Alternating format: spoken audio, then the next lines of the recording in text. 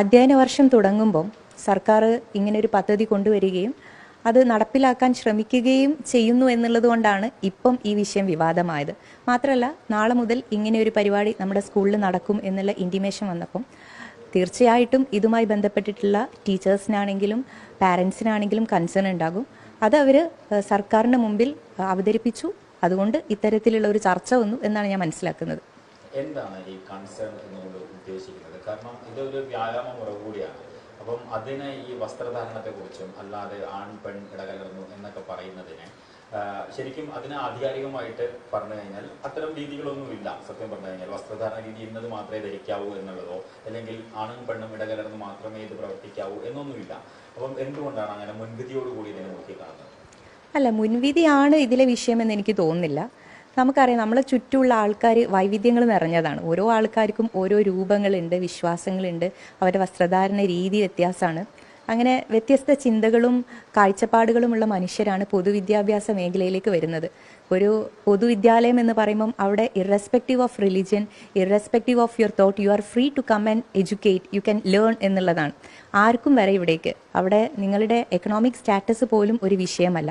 അപ്പം അങ്ങനെ എല്ലാവർക്കും തുറന്നിട്ട വാതിലിൽ ഒരു ആശയം നടപ്പിലാക്കുമ്പം അത് എല്ലാവരും ഉൾക്കൊള്ളുന്ന രൂപത്തിലുള്ള ആശയമാവണം എന്നുള്ളതാണ് ഞാൻ ഉദ്ദേശിച്ച കൺസേൺ എന്നുള്ളത്.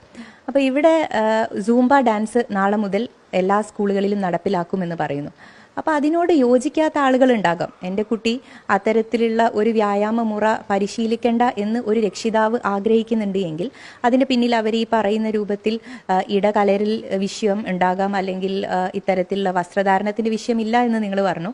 യൂണിഫോം ആണല്ലോ സ്കൂളുകളിലൊക്കെ, അപ്പം അത്തരത്തിലുള്ള വിഷയം ഉണ്ടാവാൻ സാധ്യതയില്ല. പക്ഷെ എന്താണെങ്കിലും അങ്ങനെ ഒരു പാരൻസ് കൺസേൺ അറിയിക്കുന്നുണ്ട് എങ്കിൽ അതിനെ പരിശോധിക്കാൻ, അവരെ കൂടി ചേർത്ത് പിടിക്കാനുള്ള ഒരു രീതി സർക്കാർ ചെയ്യേണ്ടതിരുന്നു. പ്രത്യേകിച്ച് എനിക്കിവിടെ കുറച്ചും കൂടെ ഇമ്പോർട്ടൻ്റ് ആയി തോന്നുന്ന കാര്യം, ഒരു വിഷയം പൊതുവിദ്യാഭ്യാസ മേഖലയിൽ നടപ്പിലാക്കുമ്പോൾ ഗവൺമെൻറ് തീർച്ചയായിട്ടും അതുമായി ബന്ധപ്പെട്ടിട്ടുള്ള ആളുകളോട് അഭിപ്രായം തേടണം. ടീച്ചേഴ്സ്, സ്റ്റുഡൻസ്, PTA ഉൾപ്പെടെയുള്ള ആ നാട്ടിലെ ആളുകൾ, പ്രത്യേകിച്ച് ഇവിടെ മതപരമായിട്ടുള്ളൊരു കൺസേൺ ആണ് ആളുകൾ പറയുന്നത്. അപ്പോൾ അത്തരത്തിലുള്ള ആളുകളോടൊക്കെ അഭിപ്രായം തേടുന്നത് നല്ലതാണ് എന്നാണ് മുന്നോട്ട് വെക്കാനുള്ളത്. പിന്നെ വ്യായാമത്തിന് അത്തരത്തിലുള്ള പദ്ധതികൾ നമ്മുടെ സ്കൂളിൽ നടപ്പിലാക്കുന്നതിനോട് എതിരല്ല.